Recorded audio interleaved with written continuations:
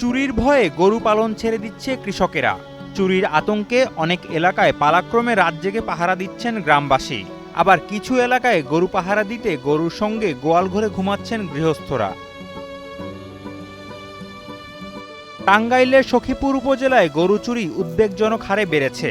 ফলে কৃষকদের মাঝে গরু চুরির আতঙ্ক বিরাজ করছে। চুরির শঙ্কায় অনেকে গরু লালন পালন ছেড়ে দিয়েছে।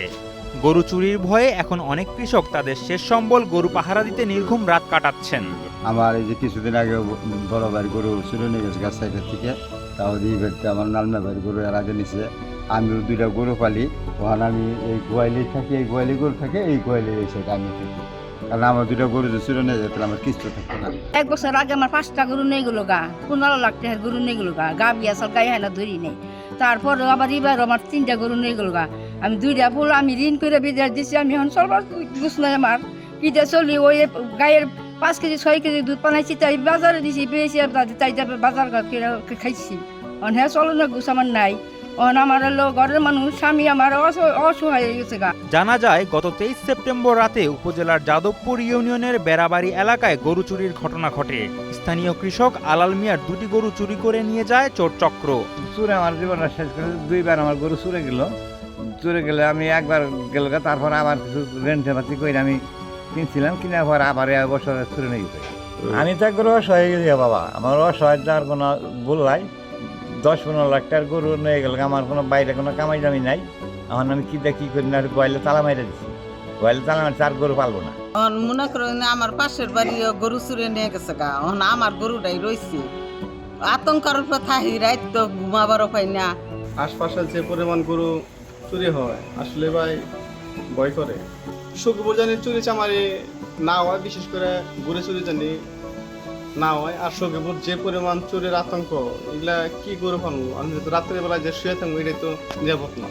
এক্সট্রিম মশার কয়েল প্ল্যান্ট ফাইবার দিয়ে তৈরি, তাই সহজে ভাঙে না, সুগন্ধিযুক্ত ও নিরবিচ্ছিন্নভাবে জ্বলে। ডেঙ্গু, চিকুনগুনিয়া বাহি সহ যে কোনো মশার বিরুদ্ধে দেয় এক্সট্রিম সুরক্ষা। ক্ষতিগ্রস্ত একাধিক কৃষক জানান, এসব চুরির ঘটনায় গরু চোরদের আটক করতে না পারায় দিন দিন চুরির ঘটনা বাড়ছে।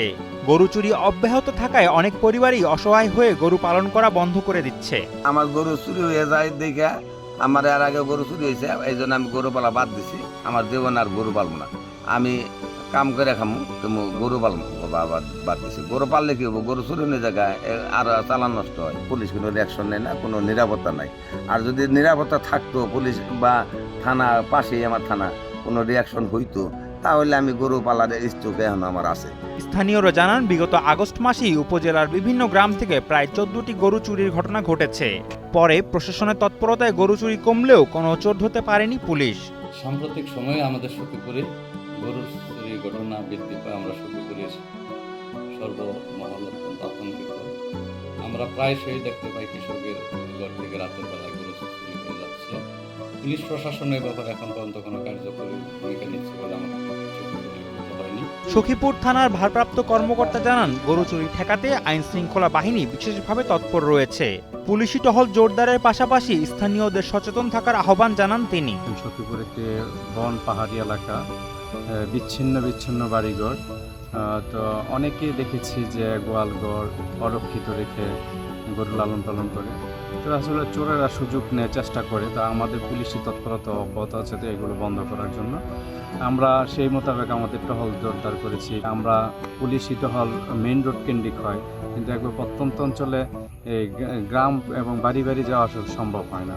তথাপি দেখা গেছে আমরা এই যে আমাদের থানার বিভিন্ন এলাকায় আপনারা অবগত আছেন, চেকপোস্ট বসিয়েছি। এরই প্রেক্ষিতে আমার মনে হয় আমাদের তৎপরতা এবং জনগণের সহযোগিতায় আমরা মনে করি যে এই অপরাধটা কিছুটা কমিয়ে আনতে সক্ষম হয়েছে। টাঙ্গাইলের সখীপুরের অনেক পরিবার শুধু গরু লালন পালন করেই তাদের সংসার চালায়। সংসারের শেষ সম্বলটুকু হারিয়ে অনেকে নিঃস্ব হয়ে পড়েছেন। কৃষকদের এমন ভোগান্তি রোধে প্রশাসনের সহযোগিতা কামনা করছে স্থানীয়রা। শাহেদ আলম ফাহিম, কালের কণ্ঠ।